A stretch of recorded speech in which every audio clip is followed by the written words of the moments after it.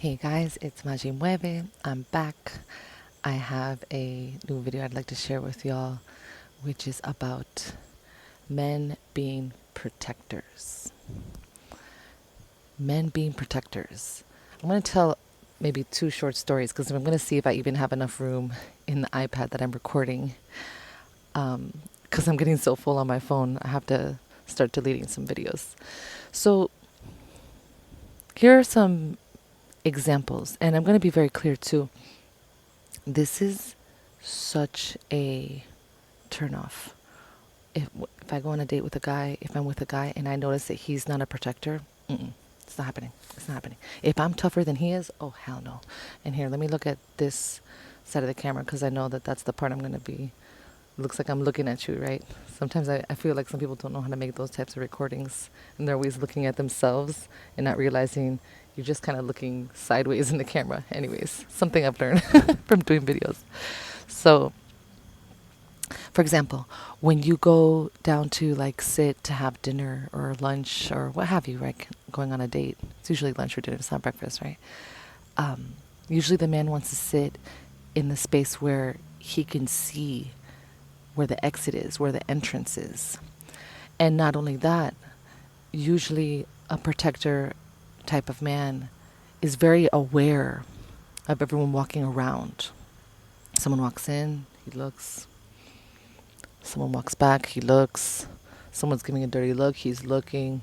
Someone's checking you out, maybe a little bit too much and maybe being a little bit, disrespectful. He's definitely looking and standing up like he's protecting.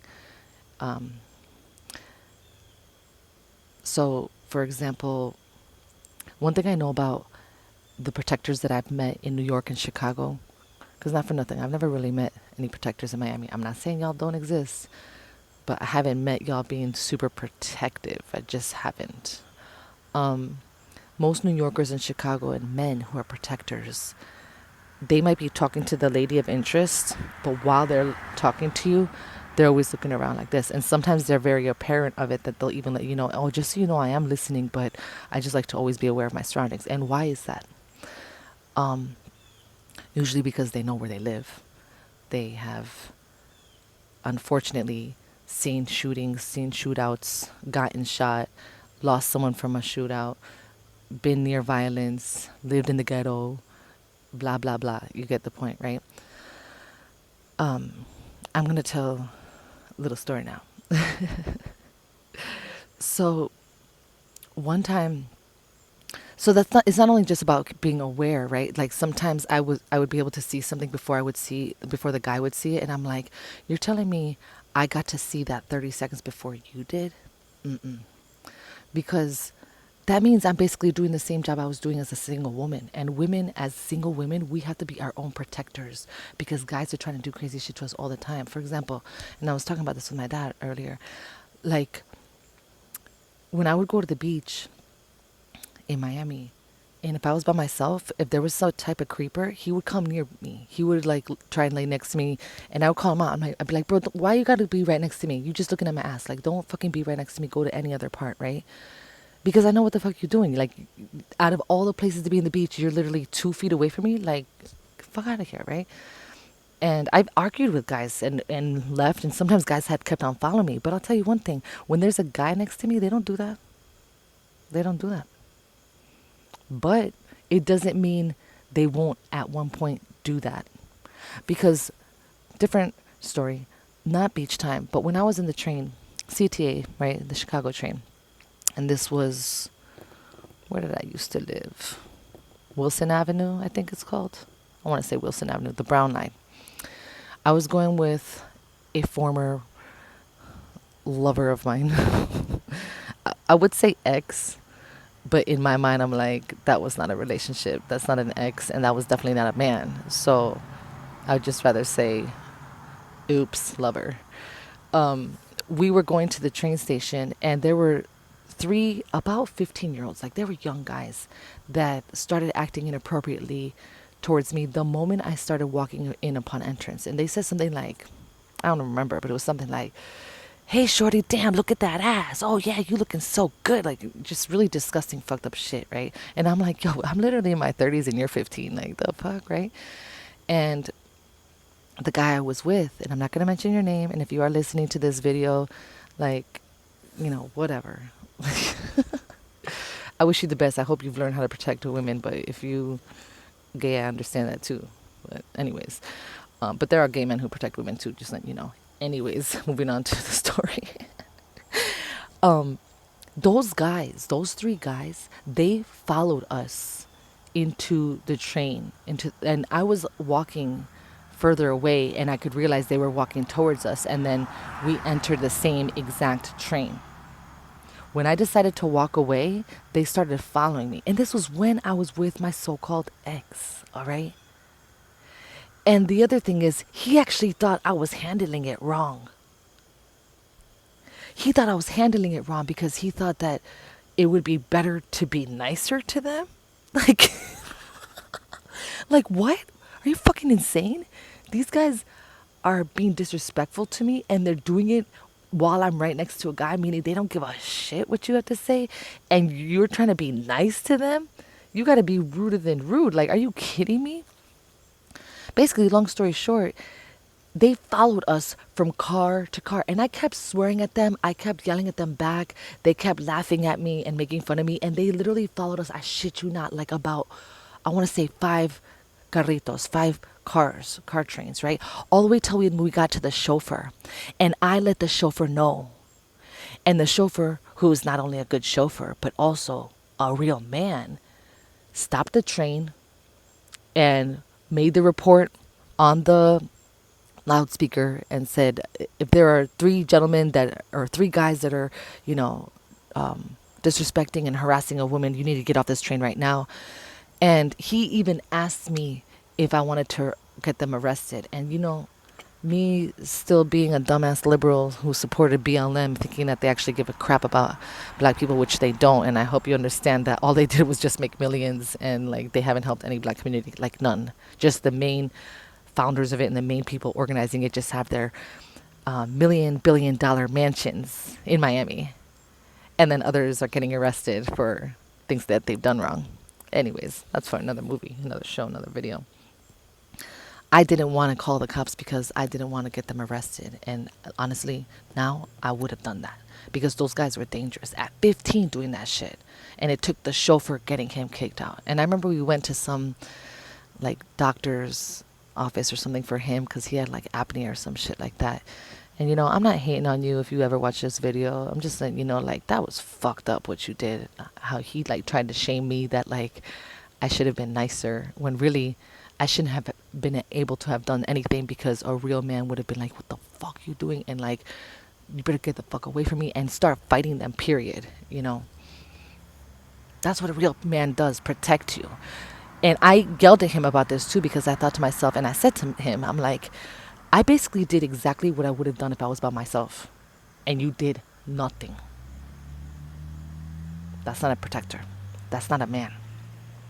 That's a pendejo. Another story.